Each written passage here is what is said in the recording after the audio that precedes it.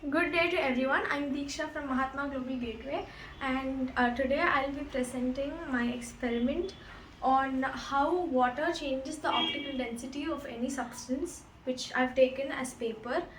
So the materials required are a plain piece of paper, water, paintbrush, or you can use a hand, and a particular marker and a strong source of light. So in this experiment, first we have to take a piece of paper. You can write any, using a paintbrush or your hand, you can write any, you wet the paper and write any secret message or design you want. Let the paper dry completely.